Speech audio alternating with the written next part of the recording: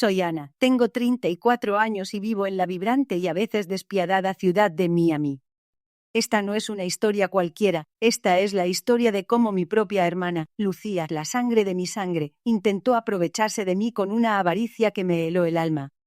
Y cómo, a pesar de la puñalada trapera, mantuve la calma, una calma casi sobrenatural, esperando el momento preciso para ver su mundo derrumbarse. Porque lo que ella no sabía, lo que nadie en realidad sabía, era la verdad detrás de las sombras. Yo era, desde hacía más de un año, la dueña legal y absoluta del edificio en el que ella vivía, el mismo edificio que ella creía controlar y del que intentó exprimir hasta la última gota. Sí, su golpe de suerte, su plan maestro de enriquecimiento fácil, le explotó en la cara de la manera más espectacular y justa posible. ¿Alguna vez te ha traicionado alguien cercano, alguien a quien amabas y en quien confiabas, únicamente por dinero o por un deseo desmedido de poder? ¿Has sentido esa punzada de incredulidad, esa amargura que solo la traición de un ser querido puede provocar? Y más importante aún, ¿qué hiciste al respecto? ¿Cómo reaccionaste? ¿Te dejaste vencer por la ira o, al igual que yo, optaste por una estrategia más fría, más calculada, que terminaría por devolverle el golpe al agresor con una precisión devastadora? Cuéntamelo en los comentarios, me gustaría saber si alguien más ha pasado por algo similar. Porque esta historia, la mía, es un testimonio de justicia poética, una narración que demuestra que la paciencia, la estrategia y una fe inquebrantable en la verdad pueden ser las armas más poderosas contra la codicia y la manipulación. No es solo un relato de venganza, aunque no voy a negar que hubo una satisfacción profunda en el desenlace. Es una historia sobre la dignidad, sobre la importancia de proteger lo que es tuyo, y sobre cómo, a veces, la verdad más impactante es la que se oculta a plena vista.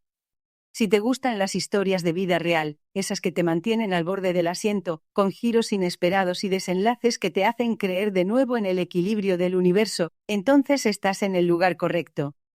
Si valoras la fortaleza de espíritu y crees que las acciones, tarde o temprano, tienen sus consecuencias, te pido que le des un buen me gusta a este video y, por supuesto, te suscribas al canal. Porque te aseguro que esta historia no tiene desperdicio. Es una narrativa llena de drama, de engaños, de secretos familiares y, finalmente, de una revelación que dejó a todos boquiabiertos. Prepárate para un viaje emocional, porque lo que vas a escuchar hoy es más impactante que cualquier telenovela. ¡Empecemos! Quiero empezar presentándoles a la otra protagonista de esta historia, mi hermana menor, Lucía. Para entender todo lo que sucedió, es crucial que se hagan una idea clara de quién es ella. Lucía, a sus 29 años, siempre ha sido particular. La definiría como un torbellino de ambición desmedida y una teatralidad innata. Desde niñas, ella y yo éramos como el agua y el aceite. Yo, la mayor, siempre fui el pilar silencioso, la que resolvía, la que pensaba en el futuro con los pies en la tierra. Lucía, en cambio, era la consentida, la que con una sonrisa y un par de lágrimas falsas conseguía todo de nuestros padres. Creció con una especie de halo de superioridad que la envolvía. Creía que el mundo le debía algo, que la vida debía servirle en bandeja de plata. No tenía filtro al hablar. Sus palabras, a menudo, eran como dardos envenenados, directas y sin consideración por los sentimientos ajenos. Lo decía todo sin tapujos, especialmente si eso le servía para conseguir lo que quería. Sus aires de grandeza no eran un secreto para nadie en la familia. Ella vivía en uno de los apartamentos que formaban parte del edificio de mi padre. Técnicamente era un apartamento heredado, sí, pero con un matiz importante. Ella lo usaba para vivir de rentas. Nunca, y digo nunca, la vi esforzarse de verdad por conseguir algo. Mientras yo trabajaba desde muy joven, compatibilizando mis estudios de finanzas con cualquier trabajo que me permitiera ahorrar un poco, Lucía se dedicaba a sus hobbies caros y a su vida social, siempre esperando que el dinero cayera del cielo o, en su defecto, de la chequera de mis padres. Digamos que no entendía el valor del esfuerzo ni el significado de la palabra trabajo duro. Mis padres, en su afán por darle todo a su pequeña, la habían malacostumbrado. Ella siempre fue la niña bonita, la que hacía berrinches hasta obtener lo que deseaba. Y para ser honesta, funcionaba. Veía cómo manejaba a nuestros padres con una facilidad pasmosa y aunque me molestaba lo dejaba pasar. Al fin y al cabo éramos familia. Creía que con el tiempo maduraría, que la vida le enseñaría lo que es el valor del trabajo y el respeto. Qué ingenua fui. Después de la dolorosa partida de nuestra madre y más tarde de nuestro padre, las cosas con Lucía se intensificaron. Ella asumió, casi por decreto divino, que tenía derecho a todo, que lo que nuestros padres habían construido le pertenecía por el simple hecho de ser la hija menor y más vulnerable. Un pensamiento que chocaba frontalmente con la realidad de nuestros esfuerzos y el legado real de nuestra familia. Ella se autopercibía como la heredera universal, la nueva matriarca del pequeño imperio familiar, aunque ese imperio fuese un edificio de apartamentos en Miami, con su hipoteca y sus complejidades.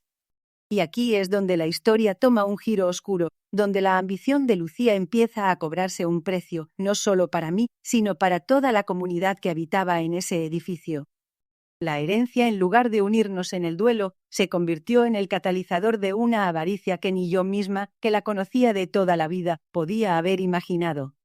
Y esto, queridos amigos, sería solo el principio del drama que estaba por desatarse. La muerte de nuestro padre fue un golpe devastador para nosotras. Él era un hombre trabajador. Había construido con esfuerzo el pequeño edificio de apartamentos en Miami donde vivíamos. Pero como muchas personas de su generación, era un poco desorganizado con los asuntos legales y financieros. Dejó el edificio hipotecado, un detalle que a la postre se convertiría en el epicentro de todo este drama. Mi padre siempre había manejado los alquileres, pero su partida dejó un vacío que alguien debía llenar. Fue entonces cuando Lucía, mi hermana, desveló una faceta de su personalidad que yo no conocía, o quizás no quería ver. Se volvió más fría, más calculadora. El velo de niña mimada que la había cubierto toda su vida se desvaneció, dando paso a una mujer pragmática y ambiciosa. En lugar de procesar el duelo por la pérdida de nuestro padre, ella vio una oportunidad. Una gran oportunidad. Lucía, sin consultar con nadie, sin mostrar el más mínimo respeto por el proceso legal o el dolor familiar, se autoproclamó la nueva administradora del edificio. Empezó a manejar los alquileres con una autoridad que para mí parecía infundada. Hablaba con los vecinos, les cobraba, e incluso empezó a tomar decisiones sobre el mantenimiento, aunque nunca la vi con las manos en la masa. Era su forma de adueñarse de la situación, de llenar ese vacío de poder que había dejado nuestro padre. El edificio para mí era un hogar, un legado de años de trabajo de nuestros padres. Para Lucía se convirtió en una herramienta, una fuente de ingresos que le permitía mantener su estilo de vida sin tener que levantar un dedo. Ella, la reina del drama, ahora era la reina de los negocios, o eso creía. Lo que nadie sabía, y cuando digo nadie, es que ni siquiera mi propia hermana, era que meses antes del fallecimiento de nuestro padre, yo ya había comenzado a investigar la situación financiera del edificio. Había descubierto la hipoteca, una carga que mi padre había llevado en silencio durante años. Siempre he sido la cerebrito de la familia, la que se preocupaba por los números, por tener todo en orden. Mis estudios en finanzas me habían dado las herramientas para entender la complejidad de esa deuda. Así que en secreto, sin decirle absolutamente nada a nadie, me puse manos a la obra. Utilicé mis ahorros, el fruto de años de trabajo duro y sacrificios, para saldar esa hipoteca. Fue un proceso complicado, lleno de papeleo y negociaciones, pero lo logré. Una parte de mí lo hizo por mi padre, para que su legado estuviera limpio. La otra parte, la verdad, fue una medida de precaución. Siempre tuve un presentimiento sobre Lucía y su relación con el dinero. No quería que en el futuro el edificio cayera en malas manos o que su mal manejo nos trajera problemas. Así, en el momento en que mi padre falleció y Lucía comenzó su reinado de avaricia, el edificio ya era mío. Completamente mío. Libre de deudas, bajo mi nombre, aunque en las sombras. Fue una decisión que tomé por protección, por asegurar el futuro, y que, irónicamente, se convertiría en la pieza clave de esta historia. Mientras Lucía jugaba a ser la administradora, sin saber que el tablero ya había cambiado de dueño, yo observaba con una calma gélida, preparándome para el momento en que ella revelaría sus verdaderas intenciones. Y ese momento, créanme, no tardaría en llegar punto después de que nuestro padre falleciera, y con Lucía autoerigiéndose como la nueva gerente del edificio de apartamentos, yo seguía viviendo en mi mismo piso. Pagaba mi alquiler, como siempre lo había hecho, puntualmente y sin problemas. El monto ya establecido de antemano entre mi padre y yo era de $1.95 al mes. Siempre me pareció un precio justo para la zona y las características del apartamento. Una mañana, el sonido de la notificación de un nuevo correo electrónico interrumpió mi rutina. No era un correo cualquiera. Venía de una dirección que identificaba claramente a la administración del edificio Martínez, nombre que Lucía había creado de la nada para darse aires de profesionalismo. Lo abrí con cierta curiosidad, aunque debo admitir que ya presentía algo. La ambición de Lucía no conocía límites, y nuestro padre ya no estaba para ponerle freno. Lo que leí en ese correo me dejó helada. No era un saludo ni una notificación de mantenimiento. Era un documento formal, un aviso de ajuste de alquiler. Y no era una subida pequeña o estándar. El monto. El nuevo monto de mi alquiler era de $5.90. Sí, me duplicó y un poco más la renta de un solo golpe. Mis ojos recorrieron el documento en busca de una explicación, de una justificación que pudiera dar sentido a semejante despropósito. Y ahí estaba, en una letra elegante y sin una pizca de empatía: ajustes de mercado premium. ¿Mercado premium?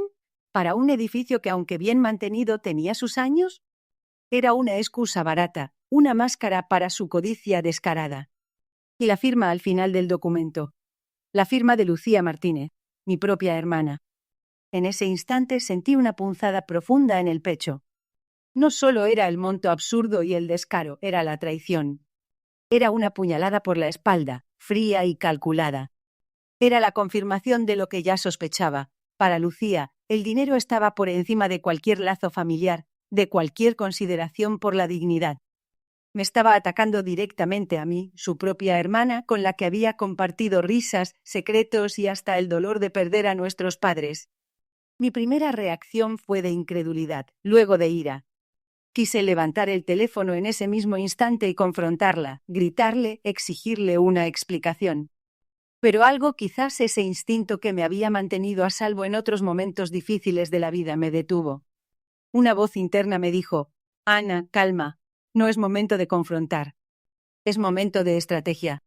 Cerré el correo y me recosté en la silla, respirando profundamente. Mis pensamientos se atropellaban, pero poco a poco, la furia dio paso a la determinación. Esto no era solo un tema de dinero, era un asunto de principios, de justicia. Lucía no solo estaba intentando estafarme, sino que lo hacía de la forma más personal y cruel posible. Y lo hacía sin saber que el juego para mí ya había comenzado mucho antes. Decidí no confrontarla, todavía no, dejarla creer que me había tomado por sorpresa, que estaba aturdida por su audacia. Dejarla saborear su aparente victoria, porque en mi mente ya empezaba a tomar forma un plan. Un plan silencioso, paciente, que culminaría en el momento exacto. Ella había movido su pieza en el tablero de ajedrez familiar, pero lo que no sabía era que yo, en secreto, ya era varios movimientos más inteligente y que mi jugada final sería la que voltearía todo el juego por completo. Este correo no era el fin. Era el principio de su caída. Luego de recibir el correo con la exorbitante subida de alquiler, mi estrategia fue clara: actuar como si nada. No quería darle a Lucía la satisfacción de verme alterada, ni de saber que su golpe me había afectado. Decidí jugar al despiste, mantener mi rostro impasible y mi rutina intacta. La calma no era solo una fachada, era una convicción. Sabía lo que tenía en mis manos y lo que podía hacer. Era cuestión de tiempo. Continué con mi vida de siempre, saludando a los vecinos, haciendo mis compras, yendo al trabajo. Si Lucía esperaba una confrontación, una llamada histérica o un mensaje lleno de reproches, no lo obtuvo. Mi silencio debe haberla descolocado más que cualquier grito. Respecto al alquiler, seguí pagando religiosamente los $1.95 originales. Los cheques, perfectamente firmados y con el monto correcto, eran enviados cada mes. Sabía que Lucía no los cobraría. ¿Por qué querría aceptar $1.95 cuando su avaricia la había llevado a pedir $5.90? Y, como era de esperar, los cheques no eran cobrados. Los conservaba todos, meticulosamente guardados, como prueba irrefutable de mi cumplimiento y de su rechazo. Esto era crucial para mi plan. La situación comenzó a volverse tensa, no solo para mí, sino para todo el edificio. Lucía, al ver que no reaccionaba como esperaba, intensificó sus amenazas. Primero de manera indirecta, a través de comentarios a otros vecinos sobre inquilinos que no entendían los nuevos precios del mercado o lo difícil que era lidiar con la gente que no se actualizaba. Luego las amenazas se hicieron más directas. Empezaron a llegar cartas, no tan formales como el primer correo, sino más bien notas intimidantes con frases como último aviso o se iniciarán acciones legales. Yo las leía, las archivaba, y en mi interior me sonreía. Lo más revelador de todo fue cómo esta situación no era exclusiva mía. Los vecinos, poco a poco, empezaron a murmurar, a reunirse en los pasillos, en la lavandería, en la entrada del edificio. Eran conversaciones furtivas al principio, luego más abiertas, llenas de indignación. María, la señora del Tresa, que llevaba más de 20 años en su apartamento, se quejaba de que le habían duplicado la renta sin previo aviso.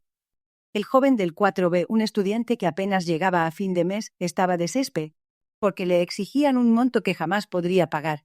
Resultó que Lucía había estado realizando el mismo manejo con prácticamente todos los inquilinos.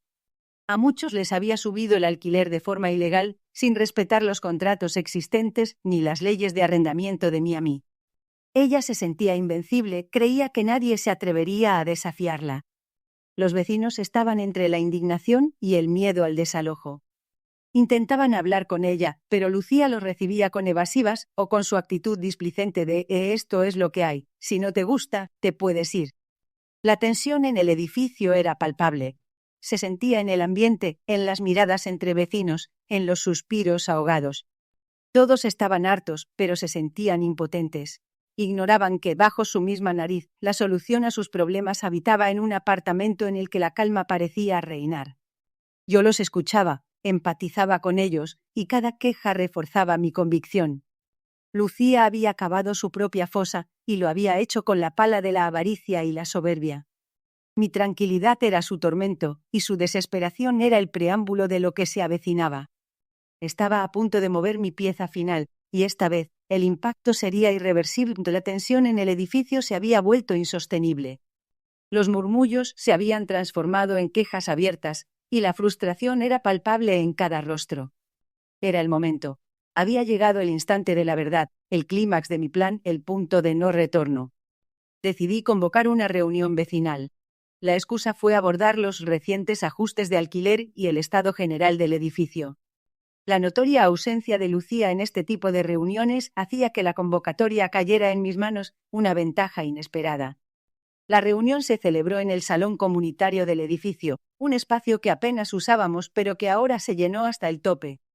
Había una mezcla de curiosidad, desesperación y un halo de esperanza en los ojos de mis vecinos. Lucía también apareció.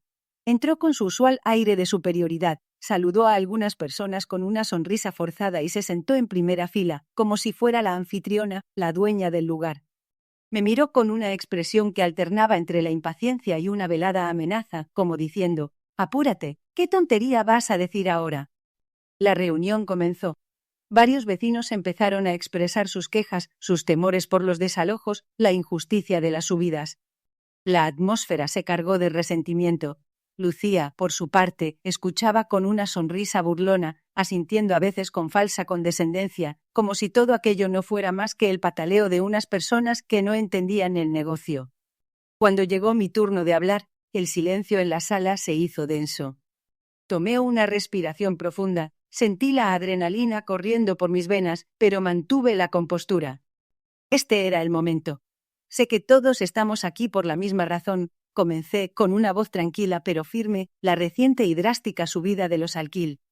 Lucía ha alegado que son ajustes de mercado premium, pero yo les digo que eso no es del todo cierto. Lucía me interrumpió con una risa sarcástica. Ay, Ana, no empieces con tus dramas. La gente tiene que entender cómo funciona el mercado, si no les gusta. Levanté una mano para detenerla, y mi mirada fue tan intensa que la hizo callar. No, Lucía. Esta vez no es así. Esta vez, las cosas son diferentes. Sentí como todos los ojos de la sala se fijaban en mí. Saqué de mi bolso un folder grueso y lo coloqué sobre la mesa, con un sonido que resonó en el silencio expectante. Eran los documentos. Todos los documentos. Desde hace 1 año y 2 meses, anuncié, mi voz subiendo un poco de volumen para que todos me escucharan con claridad, este edificio. Mi hermano y yo. El edificio en el que todos ustedes y yo vivimos. Es de mi propiedad. La reacción fue inmediata. Murmullos incontrolables llenaron la sala. Los vecinos se miraban unos a otros con incredulidad, luego sus ojos se clavaron en Lucía y finalmente en mí, buscando una señal de que esto no fuera una broma. La cara de Lucía fue un poema. Pasó de la sonrisa burlona a una palidez extrema. Sus ojos se abrieron como platos, la mandíbula se le desencajó. La vi temblar, como si hubiera recibido una descarga eléctrica. Estaba completamente muda, incapaz de articular palabra alguna. Su mirada de asombro y horror era la prueba más clara de que no tenía la menor idea de lo que estaba sucediendo. Todos, absolutamente todos, pensaban que ella era la dueña o, al menos, la administradora legítima con poder total.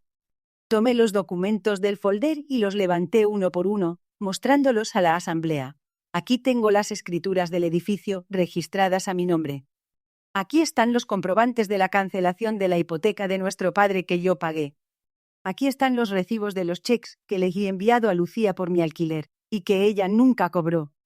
Y aquí están, dije, sacando un último documento, las pruebas de que los contratos que ella les ha estado imponiendo son irregulares y, en muchos casos, ilegales. El salón estalló en un clamor, pero un clamor de alivio, de sorpresa, de justificada indignación hacia Lucía. Ella se levantó de su asiento tambaleándose, con los ojos vidriosos, incapaz de procesar la información. Había planeado cada detalle de esta revelación, cada palabra, cada pausa. Ver su reacción, la pura e inalterable manifestación de su shock, fue la culminación perfecta. Y no había terminado todavía. Mi silencio, mi calma, mis tejemanejes ocultos por fin daban su fruto. La reina del drama se había convertido, de repente, en la muda del pánico. Ahora que el secreto ha sido revelado, es momento de que entiendan cómo se orquestó esta Operación Justicia. No fue una decisión impulsiva ni algo que surgiera de la noche a la mañana. Fue un plan meticulosamente trazado, con meses de anticipación, ejecutado en la más absoluta clandestinidad. Todo comenzó poco después de la muerte de mis padres. Como ya les conté, mi padre era un hombre trabajador, pero la gestión de los bienes no era su fuerte. Sabía que el edificio estaba hipotecado, una carga que lo preocupaba sobremanera en sus últimos días. Mis estudios en finanzas me habían enseñado la importancia de investigar a fondo cualquier propiedad. Y la curiosidad, o quizás una premonición, me llevó a indagar más allá de lo que era evidente. Fue un proceso tedioso y lleno de burocracia, pero me zambullí de lleno en los documentos de la propiedad del edificio. Descubrí que la hipoteca era considerable, pero no imposible de saldar. Lo más importante era que al fallecer mi padre, se abría una cláusula que me permitía, como heredera, adquirir el derecho de compra preferente de la hipoteca. En otras palabras, la persona que saldara esa deuda se convertía en la propietaria legal del inmueble, siempre y cuando el resto de los herederos no reclamaran su parte o no tuvieran la capacidad financiera para hacerlo. Y yo sabía que Lucía, con su aversión al trabajo y su falta de interés en los asuntos legales, no lo haría. Fue en ese momento cuando consulté a un viejo amigo de la familia, un abogado de confianza, de esos que no solo se saben las leyes, sino que también entienden las dinámicas familiares complejas. Le expliqué mi inquietud por el edificio, por el futuro, y mi profunda desconfianza en la capacidad de Lucía para administrarlo responsablemente. Fue él quien me orientó. Me dijo que si yo saldaba la hipoteca y registraba la propiedad a mi nombre, legalmente sería la dueña. Y lo crucial era que no era necesario que Lucía lo supiera. Podía hacerlo discretamente sin levantar sospechas. Así que puse todos mis ahorros, el fruto de años de trabajo y de vivir una vida modesta, enfocada en la independencia. Con ese dinero, pagué cada centavo de la hipoteca. Fue un momento emocionante ver cómo esa deuda que pesaba sobre mi padre se disolvía. Inmediatamente después, y siguiendo las indicaciones de mi abogado, iniciamos el papeleo para registrar el edificio a mi nombre. Fue un proceso legal impecable, todos los pasos se siguieron al pie de la letra, garantizando que mi propiedad fuera indiscutible. El registro de la propiedad se hizo de forma discreta, como se hace con muchas transacciones inmobiliarias. No salió en los periódicos, ni se anunció a los cuatro vientos. Y Lucía, tan ocupada con su nueva vida de administradora de rentas y sus planes de lujo, nunca se molestó en verificar los registros públicos ni en preguntar más allá de lo superficial sobre el estado real del edificio. Ella simplemente asumió que todo era de ella por derecho de sangre y que su gestión era la única necesaria. Mientras ella se paseaba por el edificio dando órdenes y subiendo alquileres, yo era la verdadera dueña, la mano maestra detrás del telón. Cada vez que me llegaba un recibo de mi alquiler, lo guardaba, sabiendo que el día que los presentara junto con mis escrituras, su castillo de naipe, ese se derrumbaría. La tranquilidad con la que la dejé operar, la forma en que ignoré sus amenazas y sus intentos de intimidación, fue parte de la estrategia. La dejé caer más y más profundo en su propia trampa de avaricia. Lucía no podía reclamar nada legalmente. Había renunciado a su derecho de adquisición al no interesarse por la hipoteca, al no mover un solo dedo por el edificio. Y yo, por el contrario, había seguido todos los pasos legales, con la tenacidad que me caracteriza, asegurando mi posición como única y legítima propietaria. Este plan, esta operación justicia, fue mi respuesta silenciosa a años de desconsideración, de su actitud de superioridad y ahora, de su clara intención de aprovecharse de mí. No era solo por el dinero, era por la dignidad. Y el momento de desenmascararla, como ya vieron, fue el acto final de esta elaborada obra teatral. El telón había caído para ella. El impacto de mi revelación en la reunión vecinal fue monumental. La palidez de Lucía y su mutismo fueron la señal de que el golpe le había llegado directamente al alma, al centro de su egocentrismo. Lo que siguió fue una serie de repercusiones que cambiaron radicalmente la dinámica del edificio y, por supuesto, su vida. Inmediatamente después de que terminé de exponer las pruebas, los vecinos, al principio atónitos, estallaron en una mezcla de alivio y una justa indignación dirigida hacia Lucía. Algunos se acercaron a mí con lágrimas en los ojos, otros la señalaban con reproche. Lucía intentó balbucear algo, pero las palabras no le salían. Era la primera vez en su vida que Lucía perdía por completo el control de una situación. Se levantó bruscamente y salió corriendo del salón comunitario, dejando un rastro de vergüenza y confusión. Una de las primeras y más importantes repercusiones fue la expulsión legal de Lucía del apartamento de mis padres, donde ella vivía y desde donde había ejercido su reinado de terror. Mi abogado, con la documentación en mano, inició los trámites de desalojo de manera inmediata. No había justificación legal para que ella viviera allí. El apartamento era ahora parte del edificio que me pertenecía. No tenía contrato de arrendamiento conmigo y su comportamiento manipulador y fraudulento con los demás inquilinos solo aceleró el proceso. Fue un proceso rápido y limpio. Verla empacar sus pertenencias, no con su usual arrogancia, sino con una mezcla de humillación y rabia contenida, fue revelador. Entendió que su golpe de suerte se había convertido en su peor pesadilla. Pero la historia de la avaricia de Lucía no terminaba ahí. Gracias a la valentía de varios vecinos que se acercaron a mí después de la reunión, descubrí que Lucía no solo me había estafado a mí. Había extendido sus tentáculos a muchos más inquilinos. Había cobrado múltiples depósitos de seguridad a nuevos arrendatarios, depósitos que nunca declaró ni devolvió. Había inventado cargos por mantenimiento inexistentes, cobrado alquileres por adelantado que guardó para ella misma y había manipulado contratos legales para su propio beneficio. Era una estafa masiva, y yo acababa de heredar la responsabilidad de arreglarla. Así que con la incondicional ayuda de los vecinos y mi abogado, me embarqué en la tarea de reestructurar todos los contratos de arrendamiento. Fue un trabajo arduo, pero necesario. Revisé cada caso, cada alquiler. Mi objetivo principal era la justicia y la equidad. Bajé los alquileres a un precio justo y razonable, eliminé todos los cargos ilegales y me aseguré de que cada inquilino tuviera un contrato claro y legalmente vinculante. La comunidad del edificio, que antes vivía bajo una nube de miedo y resentimiento, empezó a transformarse. Los vecinos me brindaron un apoyo inmenso. Me ayudaron a identificar los problemas de mantenimiento, a organizar pequeñas mejoras en las áreas comunes. Empezamos a ver el edificio no solo como un lugar donde vivir, sino como un hogar, una comunidad. Juntos, iniciamos un plan para mejorar la calidad de vida en el edificio, con la transparencia como nuevo estándar. Se repararon fugas, se pintaron pasillos, se mejoraron las zonas verdes. Poco a poco, el edificio que una vez fue el epicentro de la avaricia de Lucía, se convirtió en un símbolo de la recuperación y la solidaridad. Las repercusiones fueron más allá de la simple expulsión de Lucía. Provocaron una transformación completa. Después de la gran mudanza de Lucía, y con la vida en el edificio regresando a una nueva normalidad bajo mi administración, pensé que el capítulo de mi hermana en mi vida estaba cerrado. Pero la avaricia y el cinismo de Lucía eran tan profundos que siempre encontraban una nueva forma de manifestarse. Varias semanas después de su desalojo recibí un mensaje. No era una llamada, ni una visita en persona.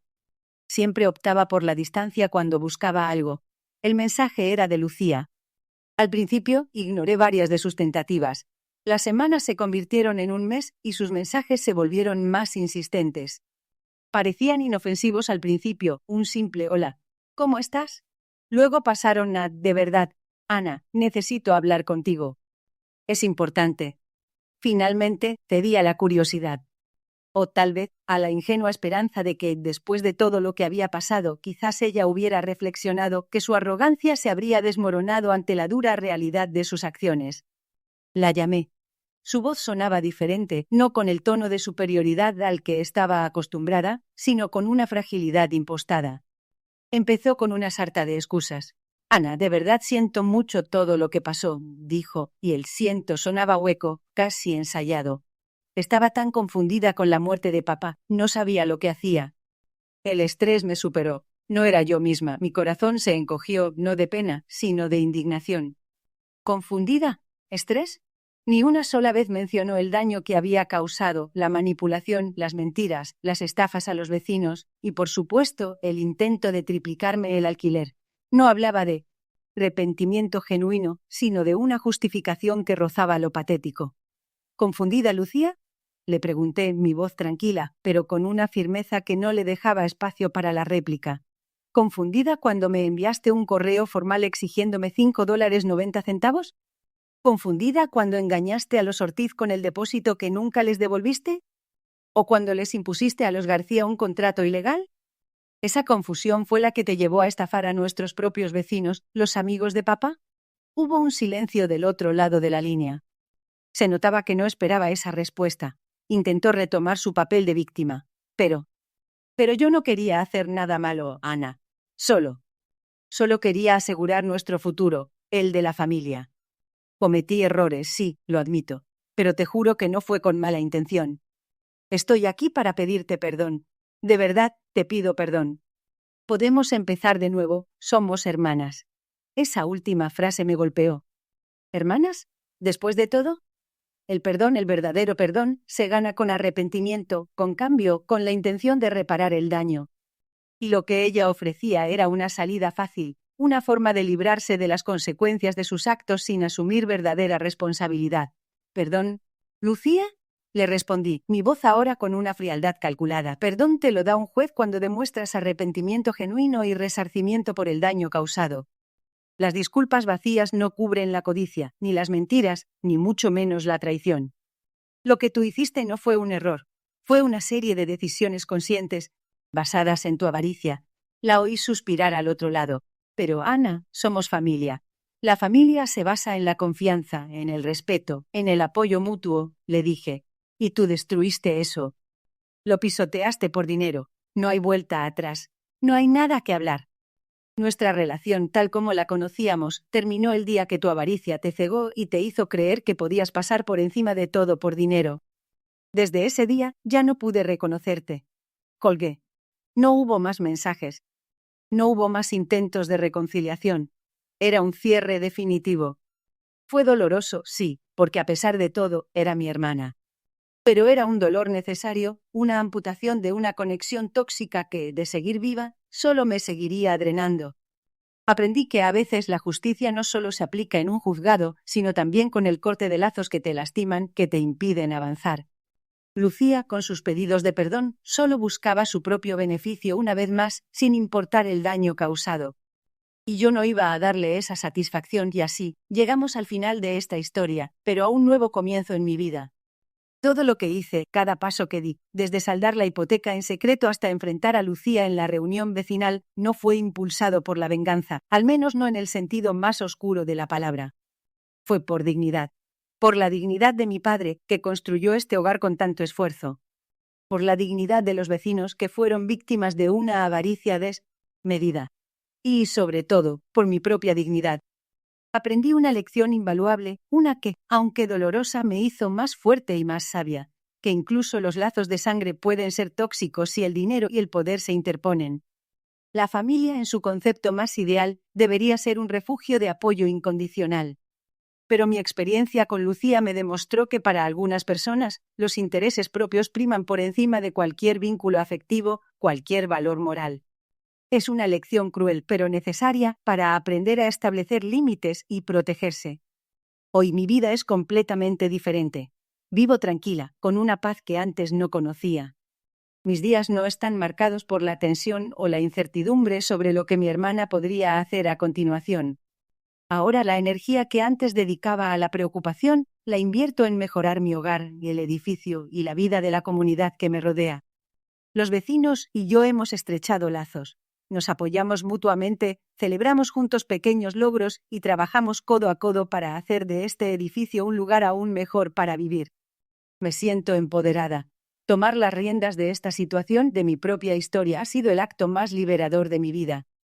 Demostrarle a Lucía, y demostrarme a mí misma, que se puede hacer justicia sin caer en la confrontación destructiva, sin levantar la voz en un grito histérico, sino con inteligencia, paciencia y estrategia, es mi mayor satisfacción. Mi venganza no fue el castigo, sino la demostración de la verdad y el restablecimiento del equilibrio. Fue una victoria silenciosa pero rotunda. La experiencia me ha enseñado a valorar lo que realmente importa: la honestidad, la integridad, el respeto por los demás. El dinero es importante, sí, pero nunca a costa de pisotear a otros, y menos a la propia familia. Lo que Lucía perdió no fue solo un apartamento o la posibilidad de unos ingresos fáciles. Perdió una hermana, una familia y, lo más importante, su credibilidad y cualquier rastro de decencia. Y ese, creo yo, es el precio más alto que pagó. Ahora soy dueña de mi historia, dueña de mis decisiones y sí, dueña de mi edificio.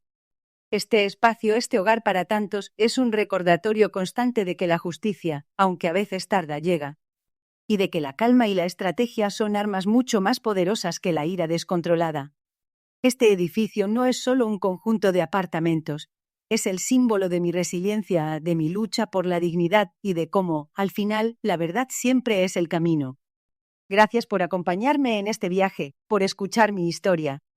Espero que les sirva de algo, que les inspire a defender su verdad y a no permitir que nadie, ni siquiera la propia sangre, los pisotee. Recuerden, hay batallas que se ganan en silencio, y la victoria sabe mucho mejor cuando se saborea en paz.